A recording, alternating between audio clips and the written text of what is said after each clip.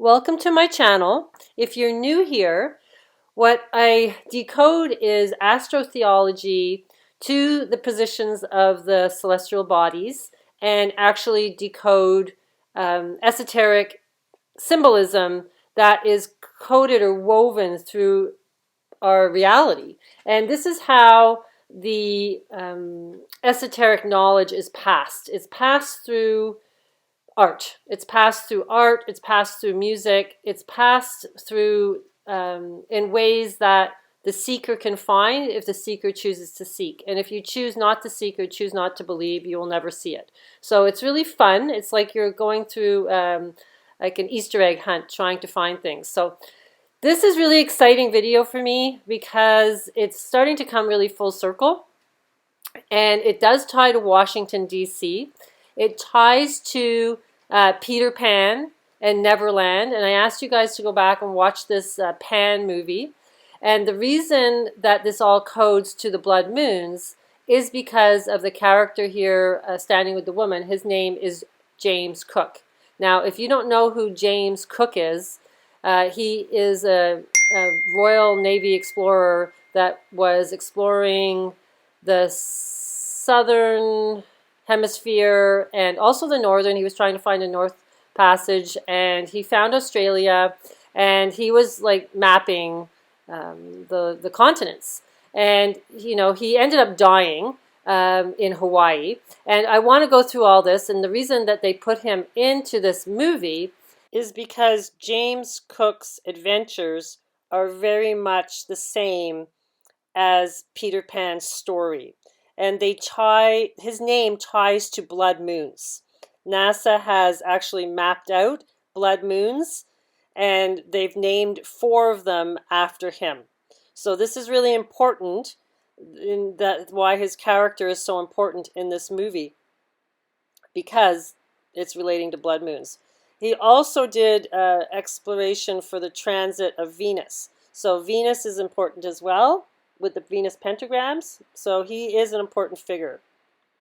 The original Peter Pan story came out in 1911, and he was like a little boy. He's actually a baby, but here's a picture of him, and he's playing the flute. Okay, so this is where it's tying into the Pan god. This is why the movie I just showed you, they just called it Pan, right? It's the Pan god because the Pan god plays the flute. He's really half goat, half man, so he represents Capricorn, which is what I've discussed in my last videos, which is he's Dionysus, but Dionysus, Bacchus, Pan, they're similar in you know, they're all different beings, but they're all the same being. They all represent the same thing, which is like freedom. And then it got turned into the Green Man, and then the Green Man ends up being the Red Devil. It's all the same being, okay? So they turn him into a devil over time. But in the Peter Pan Walt Disney 1953 version, you have Peter Pan playing the pan flute. So back in history, the fool was like the jester, and the jester was always playing the flute. They kind of took the flute away from him, but if you can go back, I've done videos on this before where the flute is part of the fool card. J.M. Barrie started writing about Peter Pan in a book called The Little White Bird. And it's saying here that he's like a goat. So if you ask your mother whether she knew about Peter Pan, she was a little girl, she will say, "Why, of course I did, child." And if you ask her whether he rode on a goat in those days, she would say, "What a foolish question to ask. Certainly he did." Then if you ask your grandmother whether she knew about Peter Pan when she was a little girl, she would say, "Of course." And then she would say, you know, "No, he didn't ride on a goat." So it's like they're saying, like, you know, history gets changed. Like one knows one thing, one knows another. It's like, but anyhow, the whole point is he's related to the goat. And they're saying, oh, well, maybe she forgot. And then he's saying, oh, well, you know, why would you forget such an important thing? Therefore, there was no goat when the grandmother was a little girl. This shows that in telling the story of Peter Pan, to begin with the goat, as most people do, is silly as to put on your jacket before your vest. So they're just, it's like a joke, but then we get the I Pet Goat movie, right? So the whole thing is all ties to Peter Pan, the whole goat. And the goat is Capricorn, and that is Pan. So in the art, way back in 1688, the creation of man engraving, it's crazy. There's God up in the sky with the cross, and there's Pan on the ground. So it's almost like we're the devil, all of us, right? We have a shadow side, and that's the whole story of Peter Pan, is that you have to, find your shadow and transmute your shadow, which is the darkness in every one of us, because we are creating this reality through not kind of merging with our shadow. We're always pretending the shadow doesn't exist. So therefore it has to show itself in an external way. And this is why all the chaos happens on this planet, because nobody wants to believe, that they're bad. It's always a blame game, right? Oh, it's this, oh, it's that. It's never your responsibility for being, not transmuting your shadow. There's a really cool Netflix series that a friend of mine told me to go watch called Katla. It's 8 shows, and it's all about this inner earth, the underground in a volcano, and then these people have a double, and they come out, and they're all black, so they're like a shadow, and then the person is like almost different than them, but the same as them. And so it's like different timelines, or is it just your shadow? I saw it as just your shadow. And then they eventually figured out they had to like mend their pain, and then the shadow left. Okay, so this is kind of the whole story of Peter Pan. The Pan movie, the one at the beginning of my video, this is the Pan with James Cook in it. The key was around his neck, and that was the flute. So you have to play music. You have to be happy. You have to be like seeing the world as a stage. It's just a comedy show. Therefore, you can transmute all this darkness because you're not attached to it. It's not stressing you. You're just oblivious to it. You're the fool. So in my last video, we were discussing about the Big Dipper being Odin, which is really Santa Claus, and Dionysus being the White House, which is Arcturus, right? And so the spring triangle is the triangle of Washington, D.C.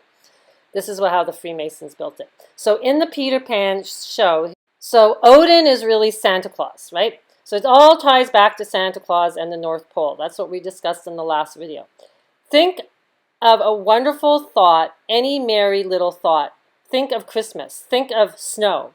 Think of sleigh bells.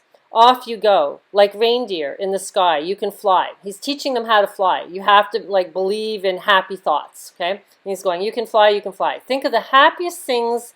It's the same as having wings. Take the path that moonbeams make if the moon is still awake. You'll see him wink his eye. You can fly. You can fly, you can fly. And it says here, you can go up high and to the stars, beyond the blue.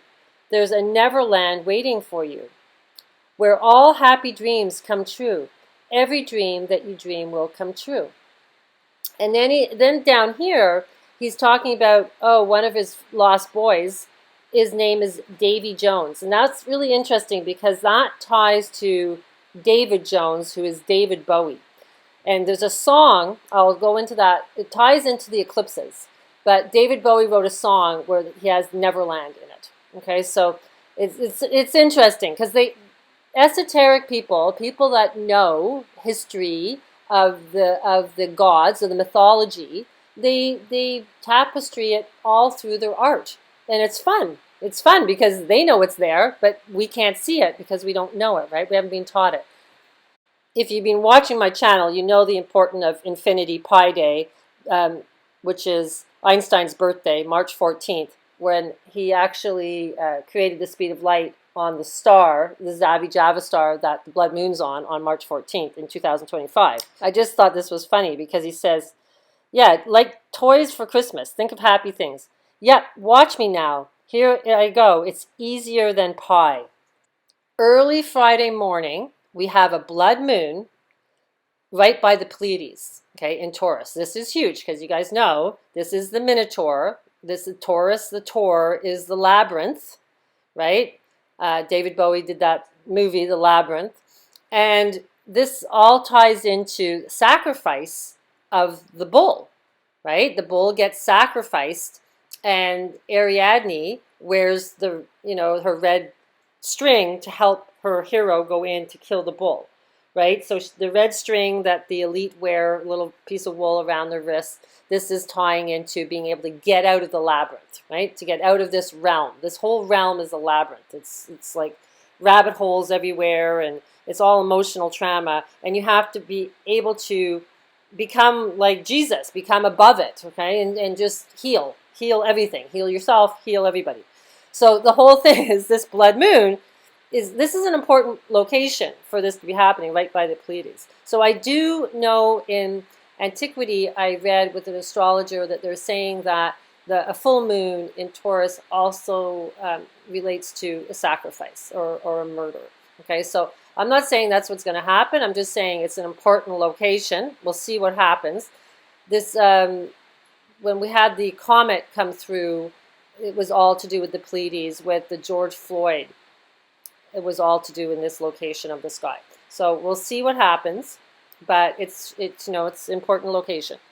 In some mythology, the mouth of the wolf relates to Taurus. So they're saying here the open star cluster known as Hyades was known as Ulf's Katla, the mouth of the wolf, and may have referred to as Fenrir, but more likely referred to Garm, the wolf who guides the gates at the end of the road to Hel.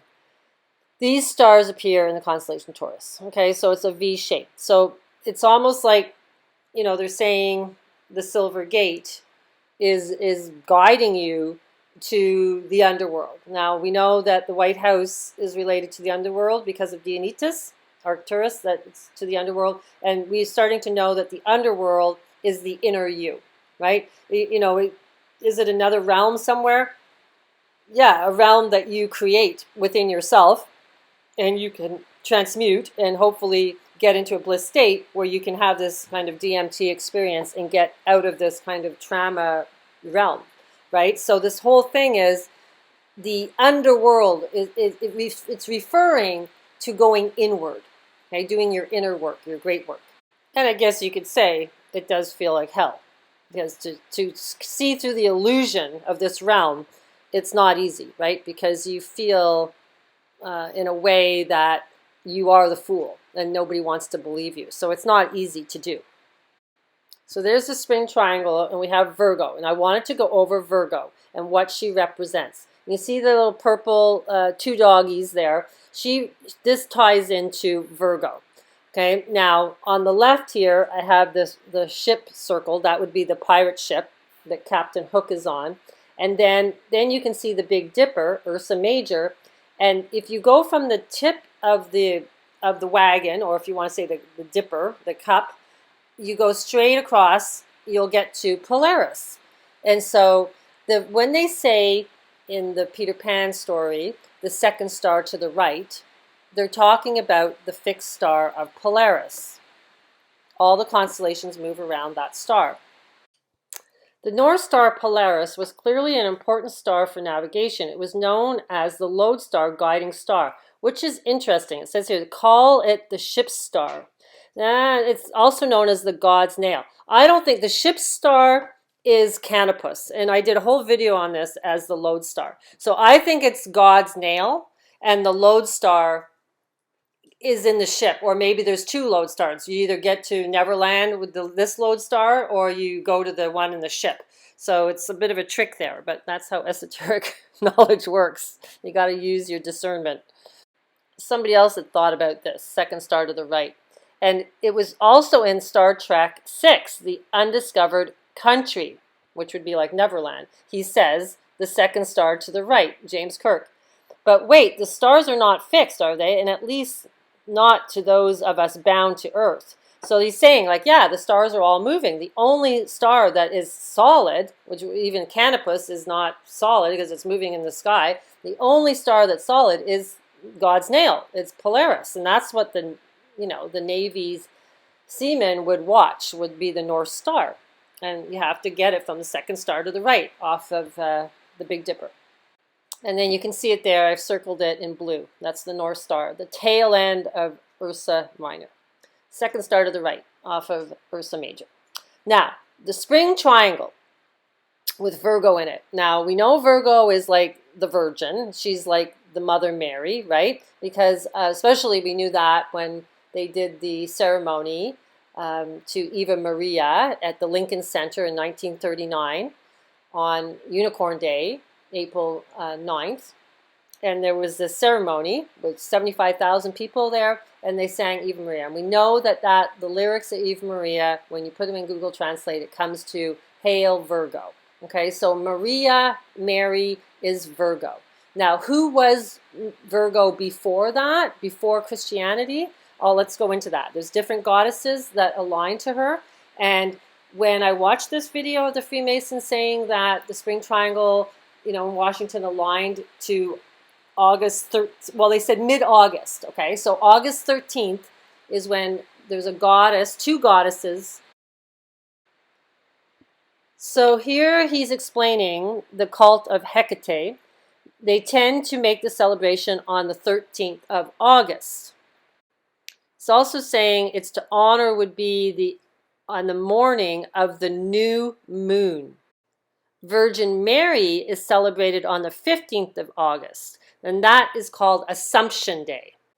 So he's saying here that they put the Virgin Mary holiday over top of Hecate's holiday to kind of bury the history of Hecate. Hecate is a 3-moon goddess, which I've noticed just from studying it, it's to do with the future, the present, and the past. Okay, these are the 3 phases of the moon, which are the 2 crescents, the waxing, and the waning. And this actually ties into alchemy, the 3 phases of alchemy. So the trinity, in my mind, is the future, present, and the past. And this is where you get the Father, Son, and the Holy Ghost. So they changed it from being feminine and took it and turned it into masculine. It's all about time. Now, there's a special that Walt Disney did back in the 1950s when he started bringing out Peter Pan, and he was just finishing up on Alice in Wonderland. And they had a Christmas special. And Catherine Beaumont, the voice of Alice, and then she ends up being the voice of Wendy in Peter Pan.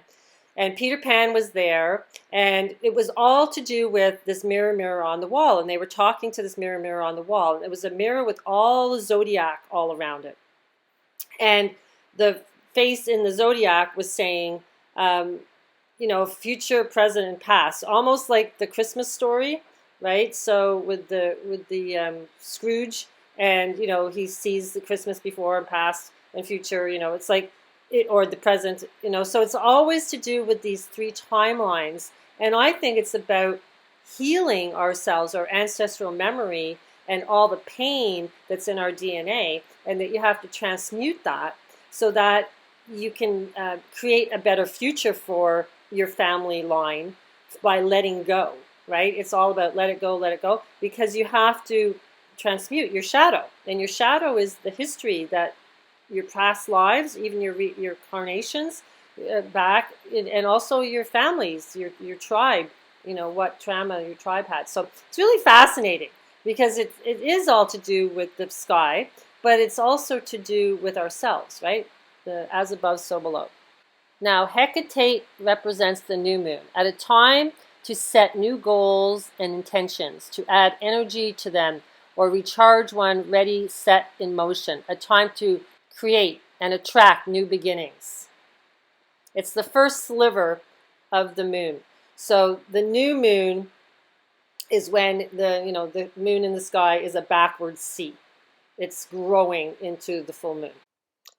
Iacchos was sometimes equated with the god Dionysus in the same way as the Eleusinian Hecate was paired with Artemis.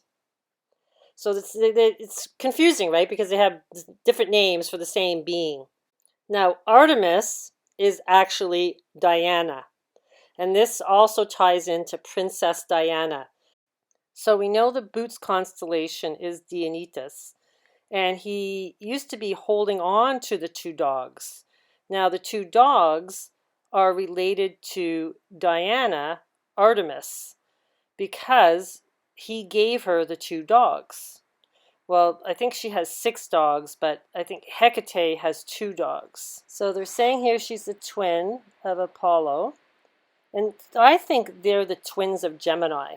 Okay, so she would be Pollux and he would be Castor. And you can see that when you look at the constellation Gemini, one looks like a woman's skirt and one looks like a man's skirt. So that's my theory on Gemini. And then the symbol of cypress tree, which is represented mourning the grief and relates to Diana because, like her brother, they're associated with healing, but also with terrible diseases. Then related to the 12 labors of Hercules with the hind leg of a deer.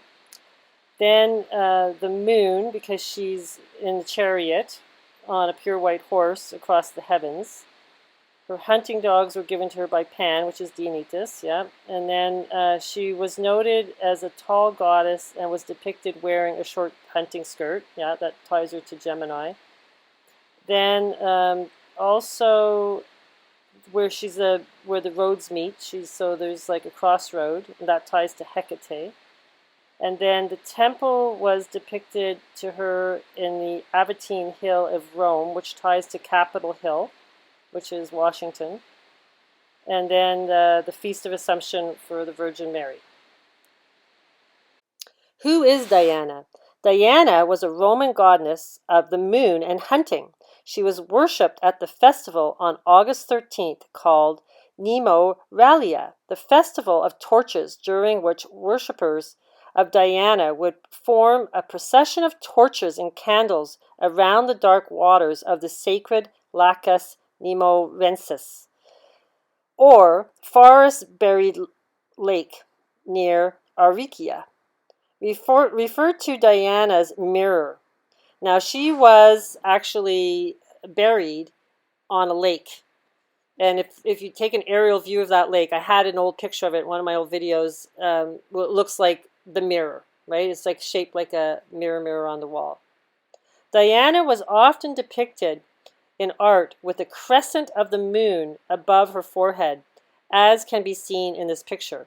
Now, the crescent of the moon on the side like that is called the Cheshire moon, which is what the Cheshire cat has a smile like.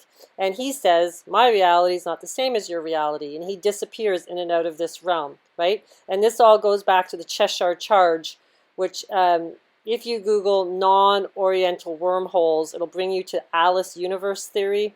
And that's a quantum physics theory. And there's an explanation there about the Cheshire charge. It's basically your body becomes the pearl, the superconductor. And this is how you don't fry from this charge that comes from the sun. I'm assuming it jumps into the CME, goes into Corona, goes into the earth, and then it comes back up through your feet, and your feet turn to brass, like it says in the Bible.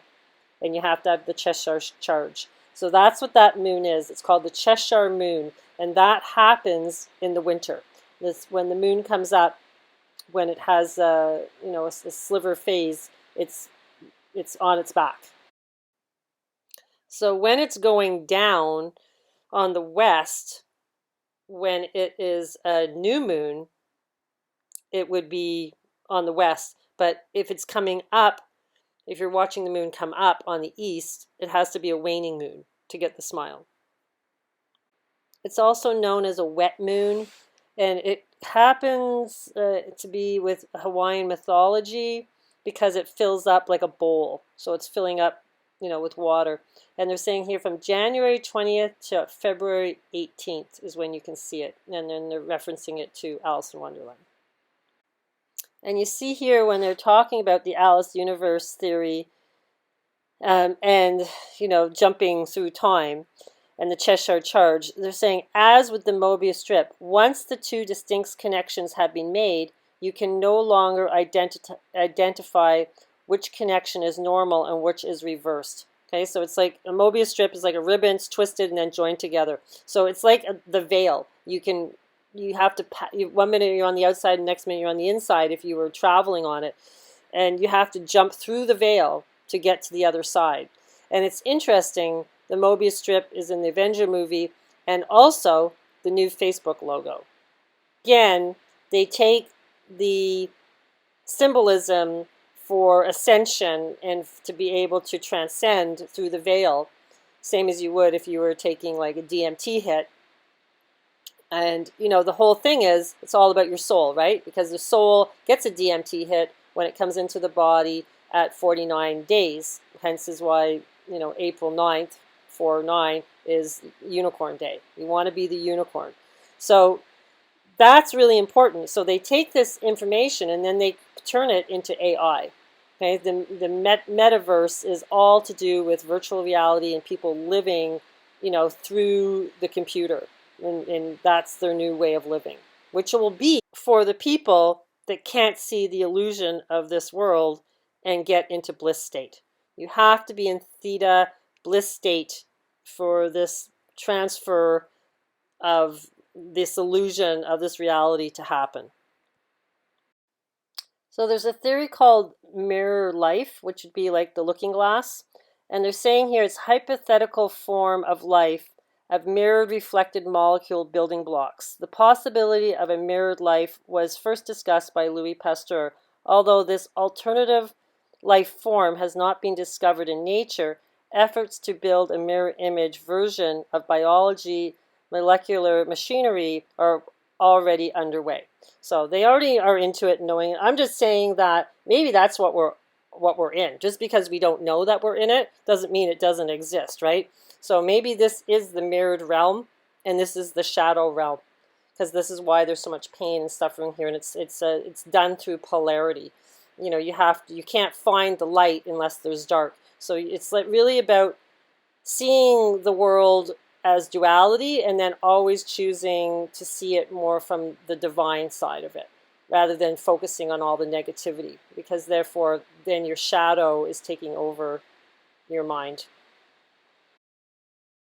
So this is where Princess Diana is buried. I think it's at her family estate, and this is the lake I was talking about. So this is the lake associated with the goddess Diana. And Hyde Park, which is by Kensington Gardens outside Kensington Palace, they had created this fountain. So this is like the fountain of youth, and there's water running through it. Or you could say it's a mirror. It almost looks like an egg shape as well. And then people actually go and stand in it and, you know, play in it and stuff. So it's almost like going into the nectar of the gods. So they have that fountain in Hyde Park. And this is referencing the moon to the well. Lesser known is the idea of that the moon is either the spring of Erd and Murmur spring itself. So Princess Diana is all related to the moon, right? So now it's the well. We're getting the nectar of the gods. And they're saying here the Norns, which are like the three fates, or you could say the Trinity, or Hecate, which is the three. She has three, you know, heads. They're sisters, maiden, mother, and crone. And this is how the moons are. Okay, so the crone moon is the waning moon.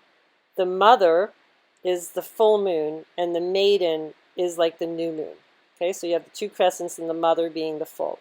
Future, present, and past. This is how, yeah, this is all tying into this. So the youngest of the Norns is often depicted looking forward to the future, and a mark of youth, symbolic of the waxing moon. Because it's growing to come to the full moon. And Verdandi is depicted as the looking directly out towards the present, neither at Scud nor Erd, which is the well. I find the symbolism fitting to the mother figure, who must keep an eye on the children in the here and now.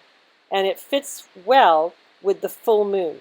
So the full moon is all about the children. The Erd is depicted as either looking back at Scud, downward or inward, reflecting on the past, as an old woman might. Okay, the crone. Okay, so, or perhaps deep in trance, as the crone is often associated with magic and divination. I was born on a crone moon, so this is why I guess as I'm aging, all this, you know, kind of reflection of what our reality is coming to me. And it's good to know what phase you were born in, so you should look that up. She symbolizes the waning moon.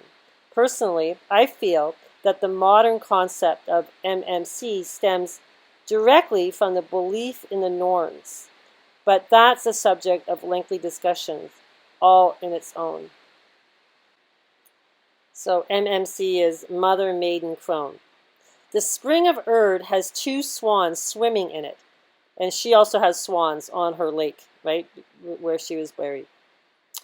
So yeah, earthly swans. So there you go. It's amazing. And the looking glass, they're referring to the whole thing with the mirror. It's the looking glass. It's looking through time.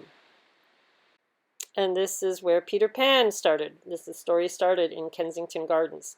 So you can see here, there's a memorial fountain for Princess Diana, and then there's the Peter Pan sculpture that's there. There's also the Diana Princess Wales Memorial Playground, which is to do with Peter Pan. Yeah, it's a Peter Pan child playground. So she represents the full moon, especially since they just created this new statue of her with the children. So here's the statue of her with the children. And this is in the sunken garden. And that is to the left, coming out of Kensington Palace. There's a sunken garden there with a little pond. And she supposedly spent time there. And that's where they put that. And then you can see here, I mapped it out from this aerial view, that the other red circle, that's close to the Serpentine Bridge that crosses the Serpentine River, is where her memorial is with the fountain. Now this is where it gets really crazy. They're saying here in the memorial engraved, this was also, I think, at her funeral, these are the units to measure the worth of a woman as a woman regardless of birth, not what was her station, but had she a heart? How did she play her God-given part? Okay, so this is like she's like in a play, right? This is the way it kind of appears to me when they say that. Now, I found a poem from Edgar Allan Poe that literally is predicting her death. Okay, it's freaking crazy. This is a sonnet to science, right? I believe in science. I believe in science. That's all we hear. So Edgar Allan Poe, he lived from 1809 to 1849. So this is way before Peter Pan came out, right? So science, true daughter of old time thou art, who alterest all things that thy peering eyes. Why priest thou thus upon the poet's heart, vulture, whose wings are dull realities? How should he love thee, or how deem thee wise? Who wouldst not leave him in the wandering, to seek for treasure in the jeweled skies, albeit he soared with an undaunted wing? Hast thou not dragged Diana from her car, and then driven the Hamadryad from the wood, to seek a shelter is some happier star? Hast thou not torn the Naiad from her flood, the elven from the green grasses, and from me the summer dream beneath the tamarind tree? This is freaking crazy, because this is, the elite back then, I guess they just, sat around and read history and mythology, and this is what they discussed. So, this famous poet, Edgar Allan Poe, writes this, and then I guess, they go, okay, let's build a story on this, and let's build the Peter Pan story, and let's build, so they take this literature, and then they create new literature from it, but it's all linked. So, pulling Diana from her car, okay, the whole thing is the goddess Diana travels in a chariot. Okay, she travels in a chariot. That's the Cancer card in the tarot cards. It's the chariot. That's what you need to do to ascend, is to get in that chariot. So, but then she dies being pulled from her car. Everybody knows that she was dragged out of her car. So is it all an act? Or are they taking the literature and then creating it? It's just, I don't know. It's just bizarre. like Shakespeare said, the world is a stage. And you just got to laugh at it. It's the only, what else are you going to do? There's no choice. Diana is depicted always with the bow and arrow as well, because she's to do with hunting. She's to do with dogs. She's to do with her chariot. She's to do with the moon and the lake and torches. Okay, so there's lots of different aspects to her. But with the bow, I thought, I wonder if they have a picture of her shooting a bow. They don't, but they have Kate doing it. So it's like, you know, she's the new Diana. She's always dressing a little bit like her.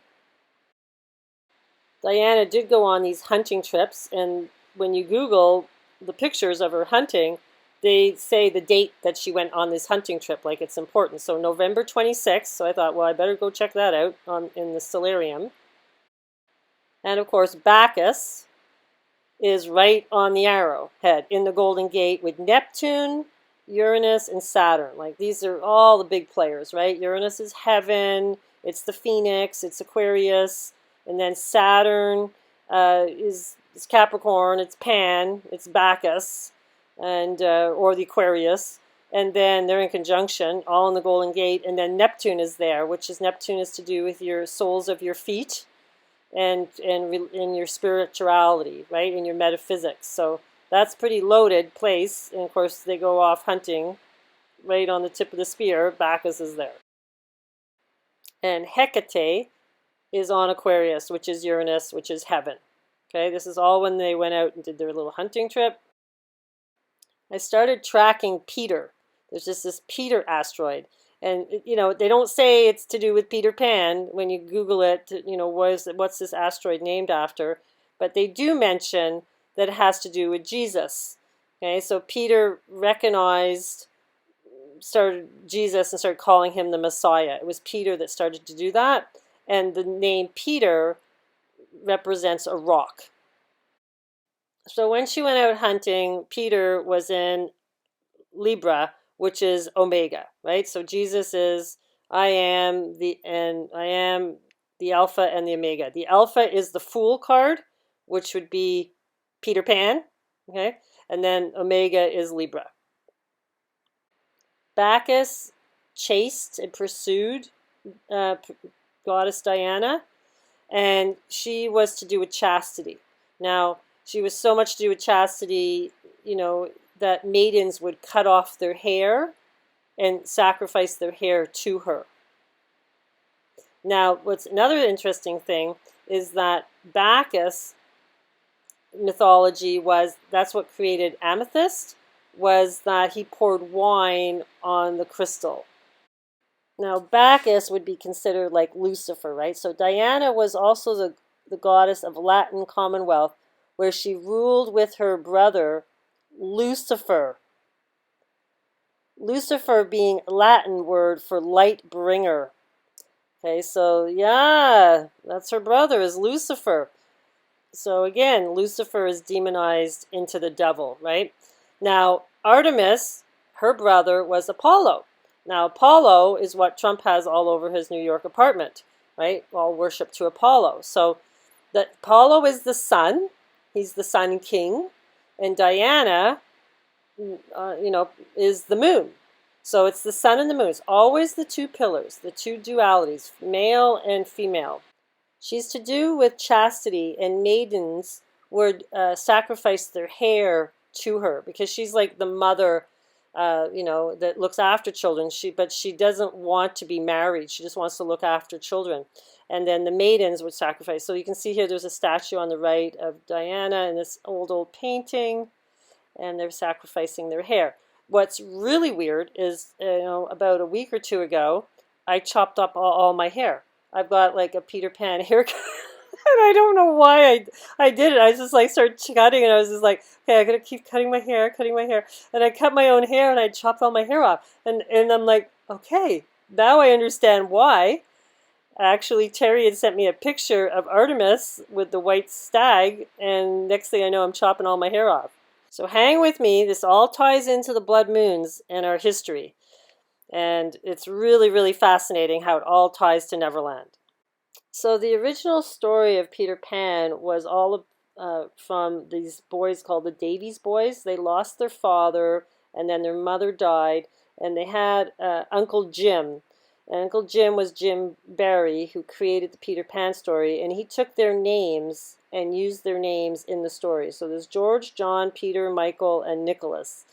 Now, Peter didn't really appreciate being known as Peter Pan his whole life, and he didn't have a really nice ending to his life. I think his wife and his kids were diagnosed with the disease. He ended up committing suicide and jumping in front of a subway train. Not a nice ending to Peter Pan. And then George and I think Michael died in the war. So they had a lot of hardships, a lot of deaths. And I guess there was lots of, bad feelings a little bit with Jim Barrie taking their kind of lives and their names and then creating fame from it. And there was like these hard feelings. So when Jim Barrie died, he didn't donate his wealth to the family, to the boys. He ended up donating it to a hospital, children's hospital. So this is the original Peter Pan, and they mentioned it in his death that he was Peter Pan. Okay, so back to Kensington Gardens, Peter Pan. Originally there was a poem that was created in 1722 called Kensington Gardens, and there was fairies mentioned in that. So this is where I guess where he got his idea. And then you can see here the Serpentine Bridge in Hyde Park. And there's the Peter Pan statue. Now there's like 6 of them all across the world. So the creator of the statue, his name was George Frampton, and he had created also the Order of the Star of India, decorated in gold, ivy, and lapis lazuli for Queen Victoria. Okay, so, and he was buried with the statue in his hand, like a little miniature one. So there's one in Australia, Brussels, Newfoundland, St. John's, Toronto, Canada, Sefton Park, and Camden, New Jersey. This is where they all went, replicas of this statue. There's little fairies at the bottom, and of course little rabbits and stuff. So, representing the moon, the rabbits. Here's the one in Brussels. This one is in Newfoundland, Canada. And this one's in New Jersey. He's playing the flute. And then this one's in Australia. This one's in Sefton Park in Liverpool. And that's the same one with the glass building behind it. There's other statues. This one's in Ohio, just different types of statues. This one's in New York. Up close, you can see there's a hook and then Peter Pan. So there's always the hook. This is what was commissioned for the hospital that he donated all this wealth to. This one's in South Africa, playing the flute. This one is in Toronto. So they're saying here the Serpentine River, the Great Exhibition of 1851, and more recently was a venue for the men's and women's triathlon and marathon swimming events in London in the 2012 Olympics. Since 1864, the Serpentine Swimming Club has organized a 100-yard race every Christmas morning.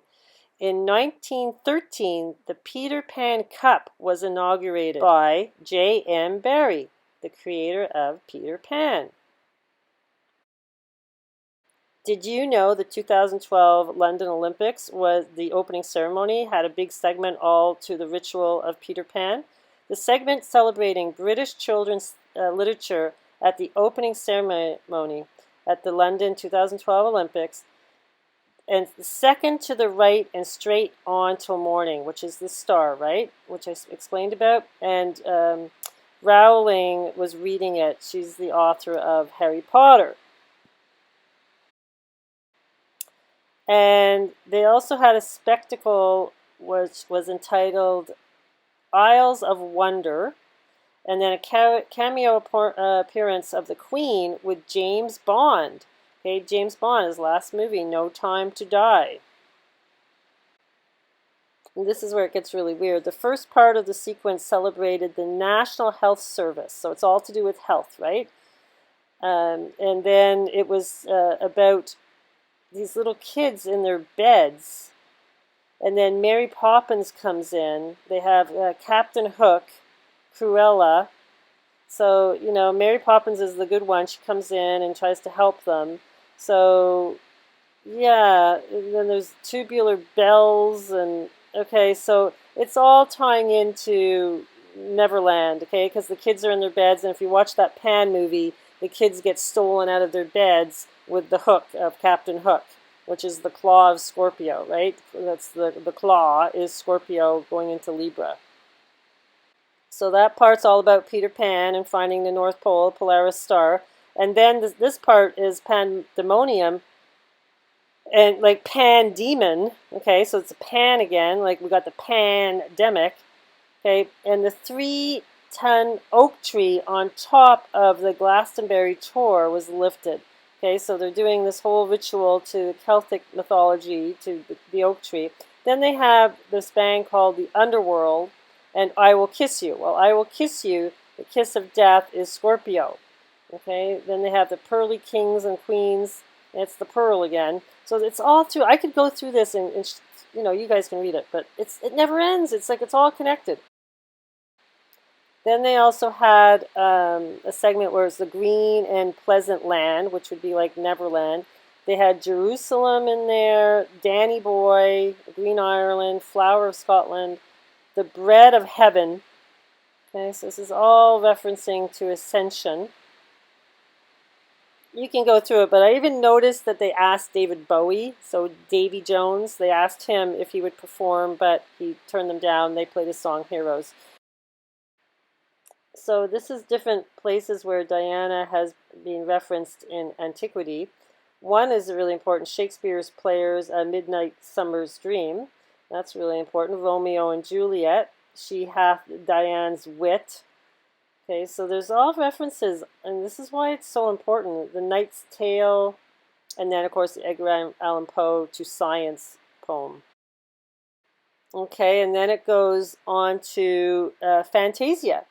She's in the end part of the show, of the movie, Fantasia, which was where Eva Maria is sung in Fantasia, all referencing Virgo, right? And this would be Diana. So in the funeral oration of Diana, Princess of Wales in 1997, her brother drew an analogy between the ancient goddess of hunting and his sister, the most hunted person of the modern age. So they took it so that the paparazzi was hunting her, and that's how she died, instead of it being like she's the huntress. So I'm fascinated that they have her in the Fantasia segment, and she's in there with a deer, a buck.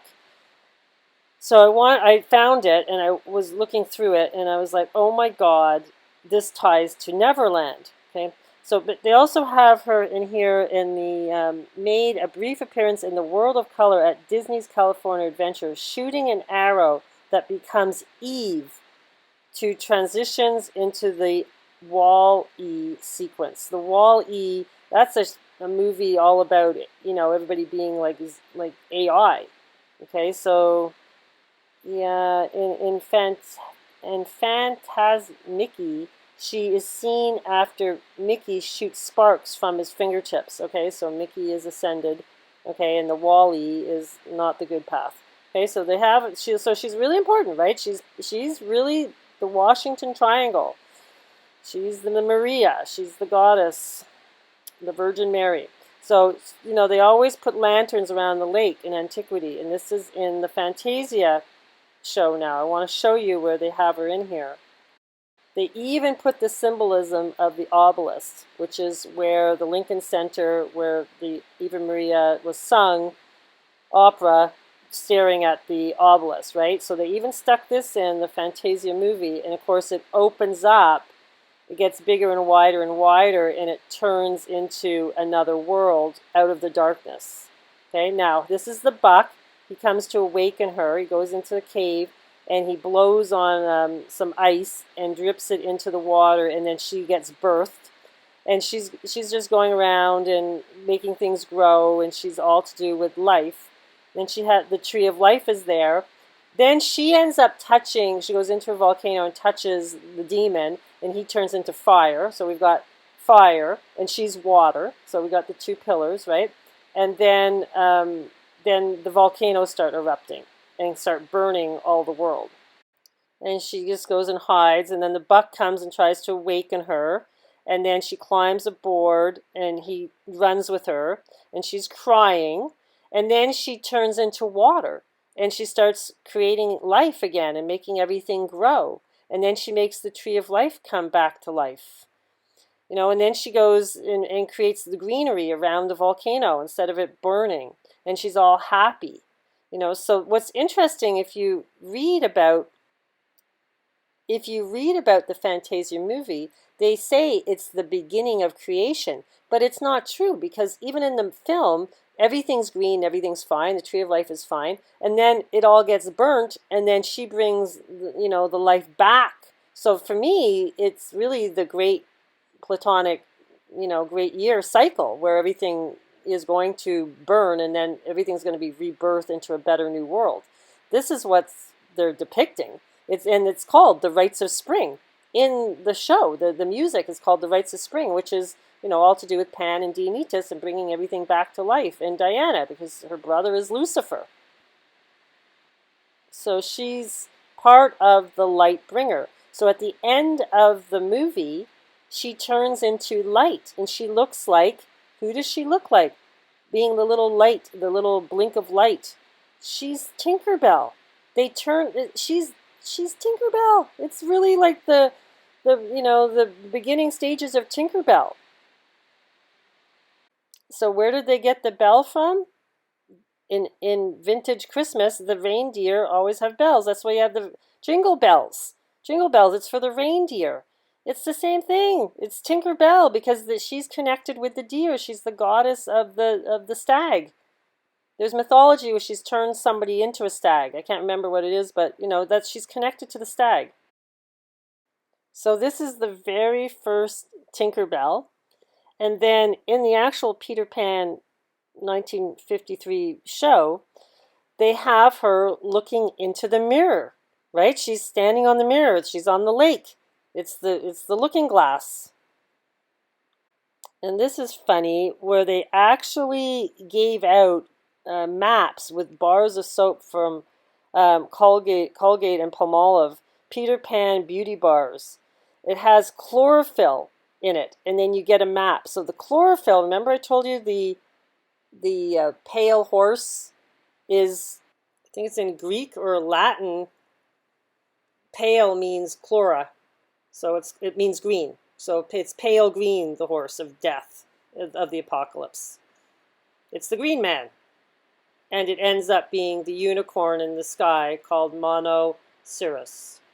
Okay, so this is what came to me, and I knew, and I searched for this because I had, my intuition was this one, especially when I saw that movie with him, James Cook, in the Peter Pan movie, or the Pan movie. Another factual individual that has some historians believe to have inspired Barrie's Captain Hook is Captain James Cook. So James Cook, there's two of them. He's Captain Hook and he's James Cook in that show. It's like his shadow, his good side and his bad side. The most striking similarity between these individuals in their name, you know, Cook and Hook, but Captain Cook was an 18th century navigator and explorer known for researching the eastern coastline of Australia and mapping regions of New Zealand. He was killed in 1779 by Hawaiian natives after his ship, the Resolution, was severely damaged and forced to return to Kekalakua, Hawaii. I'm sure I'm saying that wrong. After learning of this misfortunes, the natives lost respect for Captain Cook because they did not understand how a god could have let his hardships befall him, which led to his demise. Historians have speculated that the Lost Boys, who are the catalysts in the downfall of Captain Hook, are based on the native tribe which were responsible for the downfall of Captain Cook. Okay, so the whole Peter Pan story is all about this explorer, James Cook. So they ended up killing him on Valentine's Day on 1779. Now, here's the story. I'll just give you the synopsis of it. He went to the island, Hawaii, after he was up in the North Pacific, and his boat, he needed supplies, and everything was fine. He was giving them supplies. Everything was great. Then he left, and it happened all at the same time as their god festival. So they kind of saw him as like a god, right? And then the god name was Luno, which was like, I don't know, moon, but he was to do with fertility and, you know, agriculture. So then James Cook and his teammates leave, and they go off for about 2 weeks, but then their ship breaks down, and then they have to return back to get repairs done. So the natives got suspicious because they're like, oh, if you're a god, why is all this bad stuff happening to you? And then they started stealing stuff off the boat, and then, you know, his shipmates started to get mad and get aggressive with them. So he ends up walking into Hawaii Island and getting their leader and start bringing him back to the ship. And then all the natives start getting upset, and they just attack him and butcher him and then chop him up into pieces. And so they had to wait around to get parts of his body back. So it's almost like Osiris. It's just really bizarre. So anyhow, that was the story of James Cook. Now, 10 years prior, he became famous because he was going to observe the transit of Venus, the 1769 transit of Venus. Now, you got to remember, this is all when the beginning of the founding of the United States was happening, right? So he was off being this big explorer, and this transit of Venus is really important. And this has to do with, you know, the pentagram, and we're in the 33rd one since the founding of the United States. So I'm going to do a video all on the conjunctions of the Venus pentagrams, because they do tie into James Cook as well. The transit of 1969 of Venus, on June 3rd, 1969, British navigator Captain James Cook and British naturalist Joseph Banks and British astronomer Charles Green, they went to see the transit. They saw it in Tahiti on the first voyage around the world. And then a secret mission that followed the transit included an exploration of the South Pacific to find the legendary Terra Australis Incognita. Okay, so they're trying to find Australia. So the whole time while they're doing this, they're trying to find the longitude off from the moons, right? So they're trying to measure from the moons of Jupiter and everything to figure out the longitude. And they ended up getting an H4 chronometer, which was in the running for the longitude prize. So if they could figure it out, you know, they could get this prize. So people were, you know, all the seamen were trying to do this. So they're saying here, Green was appointed as assistant to Astronomer Royal James Bradley, succeeding the astronomer Charles Mason. Charles Mason, you know, it was this guy, a murderer was named after him, who left to join the expedition at Cape of Good Hope to observe the 1771 transit of Venus. So there was one 8 years apart. So this is all part of the Venus pentagram. Every 8 years, the Sun and Venus conjunct, but sometimes there's this weird transit that's so important that they can see it going across in front of the Sun, and that's what they wanted to measure everything from. This is funny. There's also Bradley's successor was named Nathaniel Bliss. It doesn't get any funnier. So there was an inconsistency between Green, Cook, and Solander, and at the present at Fort Venus. So they even had the name Fort Venus because it was so important to map this transit. It happens, I think they said, every 243 years or so. But I'm going to go into that on another video. An expedition reached New Zealand in October 1769, giving Green an opportunity to observe the transit of Mercury from land.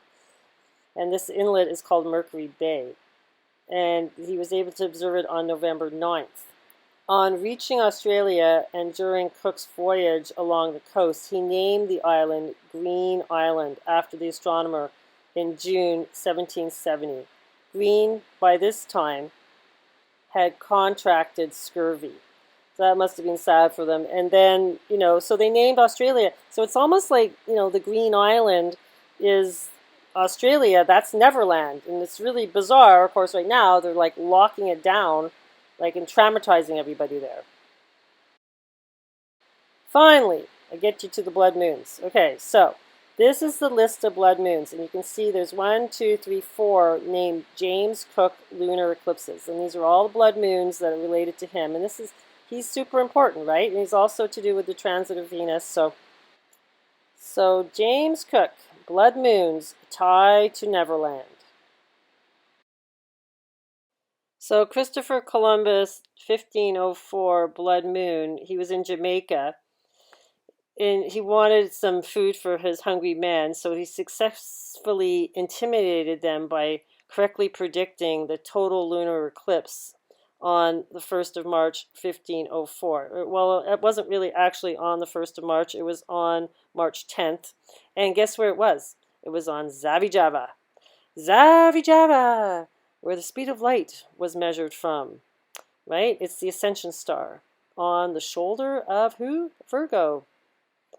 Goddess Diana, Hecate. Yeah, really important. This all ties into the March 14th, Einstein's birthday, Pi Day. This is why Peter Pan says it's easy as pie. This is all tying into this 2025 blood moon. So we're back to that one, but I want to go look at some of the, ones next year as well. But first, let's look at all these James Cook blood moons. So then his was on 1776, right after the founding of the United States on July 30th, and it was in Capricorn, so it was in Pan, the goat man, Capricorn. The next one was in 1777 on January 23rd, and it was right on the manger of Christ, right in Cancer. So Cancer is ruled by the moon, and it opposes Capricorn on the feminine axis of the cardinal cross. And this is really important, right? Because one is the winter solstice, one is the summer solstice. The next one happened in 1778 on December 4th. And this one is right in the Silver Gate. It's not a really big blood moon, but it's right between the horns of Taurus, the bull. And this is what's happening on Friday morning. But it's by the Pleiades, not in the Silver Gate, but it's in Taurus. The next one is in 1777, July 20th. It's in Pan again, Capricorn. It's not a super big blood moon, just a partial, but it's back to Pan. Capricorn, ruled by Saturn, keeper of the key. Now, Hecate is also the guardian of the key, and same as Diana, she's the guardian of the crossroads. Hecate is the guardian of the crossroads. So the key is important, and this whole alignment between the moon and Capricorn having the key, but then the moon goddess has the key. So there's this alignment on the feminine axis of the cardinal cross is important. They told us in the Neverland Peter Pan story that Tinkerbell, she was in the keyhole. She's the key. So she is the same as Hecate. Even the next blood moon, which was in 1805, called the Lewis and Clark eclipse, which was in Gemini, ties into James Cook as well, because President Jefferson was funding Lewis and Clark so they could go map out the Missouri River, and he had read James Cook's work. So then they ended up bringing back the Mandan Indian.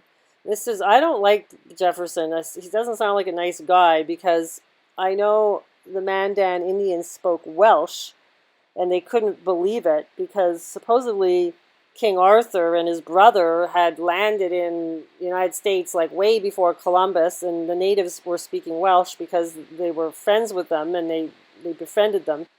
And even though the Welsh, like most of the founding fathers were Welsh at the beginning, back in the late 70s, then the British Empire was trying to get in. I think Thomas Jefferson was more with the Brits, and he didn't want the Welsh language being, shown that it had lots of power, because the sound of the Welsh language actually can heal your body, and it decodes the cuneiforms, the Egyptian cuneiforms. There's a sound frequency with that language. So then this Mandan Indian who speaks Welsh, next thing you know, the whole tribes, all the tribes are wiped out with chickenpox. So it's like, I think they did it on purpose. That's my understanding of it. There's a town in Ontario called Madoc. The township was named after the legendary Welsh prince Madoc ap Owen Gwynedd, credited by some with discovering North America in 1170, way before Christopher Columbus. So the full moon is related to the blood moon, because that's when the blood moons happen, is on a full moon. So there's artwork with Diana, blood moon, tied, to the Princess Diana tied to the pan and the blood moon. So I like that when I see the artwork, because that's symbolism and it's showing us that there's importance to it. So next year we have the May 16th one and the November 7th, 8th. And then we don't have any for a couple years until this Pi Day on March 14th, this important one that's happening on Zavi Java with the Sun in conjunction with Osiris. That's really, really important. But let's look at these other two next year. This one's important because it's happening in Omega. So at the beginning and the end, Jesus, I am, Alpha and the Omega. So in the spring one, it's in the Omega. And what's happening with Peter, I've been marking this Peter asteroid, he's in Pisces. So Peter Pan is with the soles of the feet, very close to or in conjunction with Venus. Okay, so that's important because Venus is also like the bringer of the light. She's the morning star, Lucifer. So this is important because it's in Taurus, right? And we have Ariadne in conjunction with the Sun, but also we have Hecate is there in conjunction with the Sun. So they're all in the labyrinth, and that's really important with the blood moon. The blood moon is almost like the red string. It's to do like with menstrual. It's like the divine feminine, right? It's really to do with the memory of our ancestry. And Bacchus, the reason I'm choosing Bacchus instead of Dionysus is because that's where George Washington was doing his ritual. Bacchus was in the location of Virgo, right? So it's really important. So now we have Bacchus in Capricorn, which is on like below, but on the microscope. But he's in Capricorn. He's in his own sign. He's in Pan. So we know Michael Jackson drops a lot of symbolism, and he's all tied to the Tree of Life with Elvis and everything. And he has this red shirt on, and he's directing like a movie, but without people knowing that they're in a movie. So you have to go watch this video because it's all the famous people from that time period, like back in the 80s. And they're all like, where's Michael? Where's Michael? All the famous people, and they're all like wondering where he is. And it's the Liberian girl. Well, this is Libra, right? So this is when this blood moon is. And they show a priest. So these are the lyrics. At first she talks, and it's in Swahili language. And they're saying here, I love you too, I want you to, my love. That's what they're saying the translation is. The other parts of the lyrics is, you know that you came and you changed my world. Just like in the movies. More precious than a pearl. These are the parts that stick out to me. So when I put it in Google Translate, it's I love you too and I want it too. I'm done. That's the translation. And it's in Libra. It's the Liberian girl and this blood moon's in Libra. Omega. I'm done. The end. And where did Michael Jackson live? Neverland. Then the one on November 8th, Peter is also in the feet of Pisces, which is to do with spirituality, right? And it's also the ascension of your souls, your two souls of your feet. It's ruled by Neptune, Pisces, and Jupiter, but Neptune's really important. He's the Titan, right? And that's why Trump has him outside Mar-a-Lago and in the fountain there. And then we have Uranus, which is heaven, with the blood moon in heaven in Aries, which is the I am. So next year we have first the Omega and second the I am. But we're in the upside down world, so it makes sense that we're basically the root ball of the tree is our head, and our vagus nerve are the branches. So we are upside down. So it makes kind of makes sense to me that they're backwards. So the dates align to Trump's text number. Now Hecate has moved out of Taurus with the blood moon that was in May, and now the one in November, she's in the twin of Pollux, which is the immortal twin. Now, also interesting, she was in conjunction with the sun in Ariadne in Taurus in the spring, but now Ariadne is moved along exactly with her, and she's there on the twin, Pollux, the immortal twin. So that's really important, right? And so now we have the blood moon in Aries with Uranus, and like that is crazy, right? Because this is to do with Aries is the I am, and it's heaven and the blood moon there. So this one's really important as well, like really good symbolism. Alpha, Aries, I am the beginning.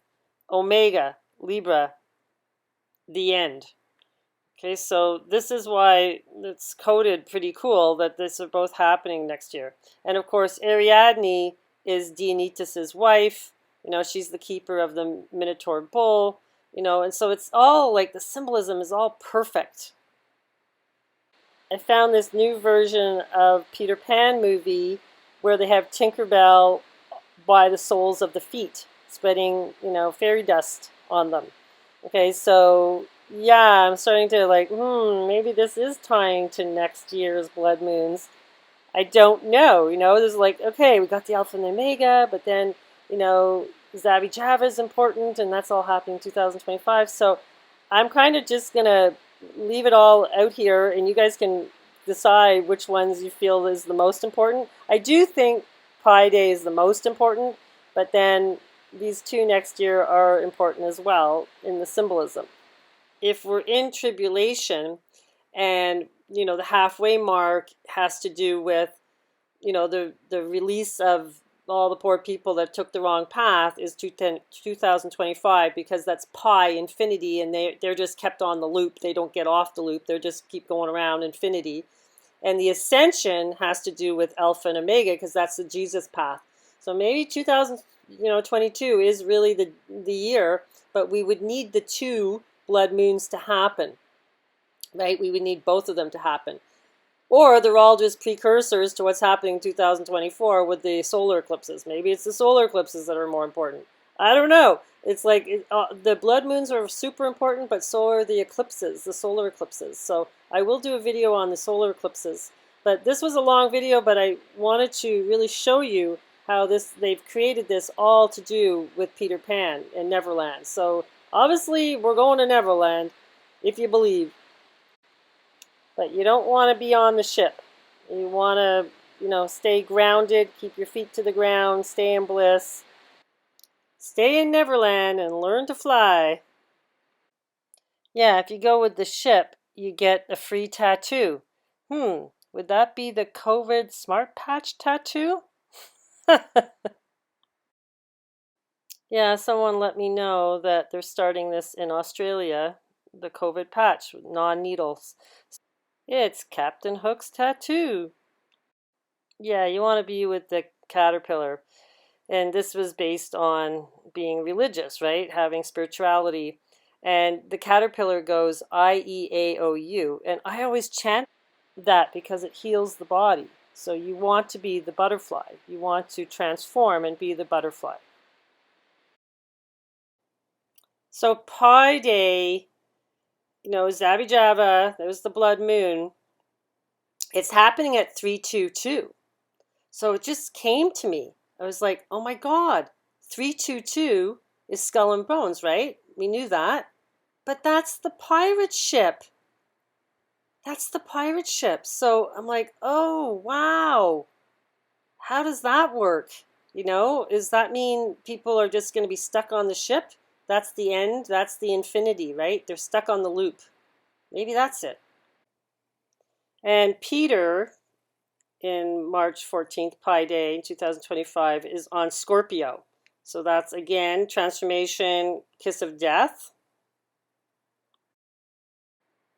And Peter, when Peter Pan movie came out on February 5th in 1953, it was kind of like in the Golden Gate in Ophiuchus.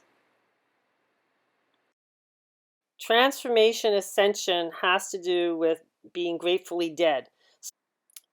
In the end, alchemy is really about separating your soul from your body and being okay with that and not seeing yourself as the body and that you are a spiritual being. To die will be an awfully big adventure. Wow. See the reference to Amanita, Jesus? Meet ya at the second star to the right, Polaris. Bliss to you.